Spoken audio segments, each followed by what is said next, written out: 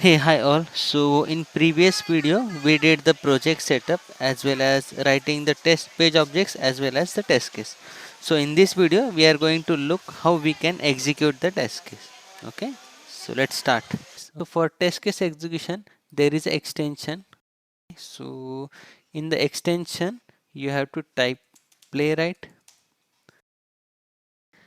and here you have to select first playwright test for VS Code. It's by Microsoft. I have already installed it, that's why I am able to see uninstall. So you need to install on your machine. Then what will happen, you can able to see this testing tab. So now what we will do, we will expand this. Okay, so this is our test case, right? Verify successful login for valid credential.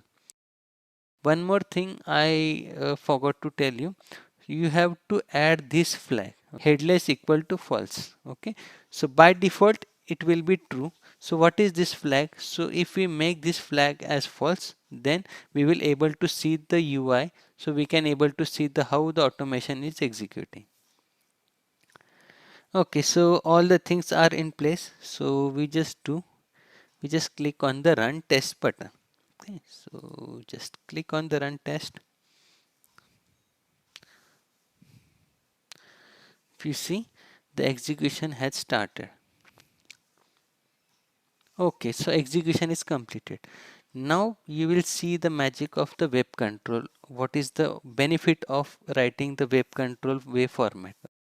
So whatever things we have did, first is started execution for test case ID 0, and whatever the test case name is there, it will be printed here. After that, what we have did, we have navigate to the URL. So initialize browser. Okay, then what we have did, we have called the do login method. Inside do login, what we have did, first enter the username. For that it will print like entered admin in username text box. Second thing is admin in the password text box, and click on the login button. So from where these things coming from, these are coming from this part, control description. Next is what is the verification. So first thing what we did, we need to verify the dashboard button is displayed or not. So verification passed, dashboard button display status true. And next is the login button hidden status true, means the login button is not displayed. And last thing is end of execution for test case, which is passed. Now where these logs are generated, so logs are generated here in the execution logs. If you see, all the logs are here, so that whoever wants to debug the test case, they can able to debug the test case. Now we will move to the execution HTML report. So I will open the HTML report. So if you see, I have accessed the playwright report and right click on the index.html and I move to that folder. If you see, the test case is passed. So we just need to expand, and here also you will able to see all the logs are printed. So this is the way of using playwright framework. Okay. Here also you will see the test case gets passed.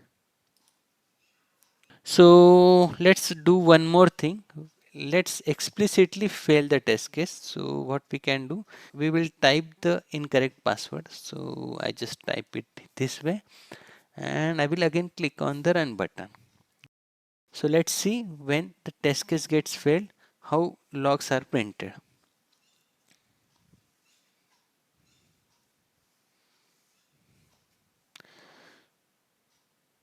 Okay, if you see, the application is not able to log in. So it will wait for some time. Okay, now if you see, the test case result is what failed. Verification failed, dashboard button display status is false. Okay, so this test case gets failed. Here also if you see, the failed test case icon is displayed, that suggesting that the test case is failed. Now let's see in the execution logs also. If you see here, the test case is failed. Execution logs. Let's open the HTML report. So I will expand the HTML report and reveal in File Explorer. Just double click on it. Okay, if you see, the test case expected true and false, and whatever the std output, here you will see whatever the test case, why the test case gets failed, it will be displayed here only. So this is it from the perspective of framework. From day one you will able to start automating the test case. Okay, so how do you know what are the methods present inside framework? So I will provide you this document. Okay, so this is the playwright TypeScript automation framework document. It will give you the step by step about the whatever things we need to add. Okay, and one more thing, whatever the methods present inside the framework, those are also listed. So action methods are also there, whatever action method are there along with the description, and in the lower part also the assertion methods are there, in which we have written what is the purpose of the assertion and how it works. So these are the assertion class methods. Okay, one more thing I am going to perform, I am going to upload this particular project in my GitHub repository, and I will share the link in my description box. You can directly use this project also. If you still face any issue, please let me know in the comment section. So that's it from this framework perspective. Thank you.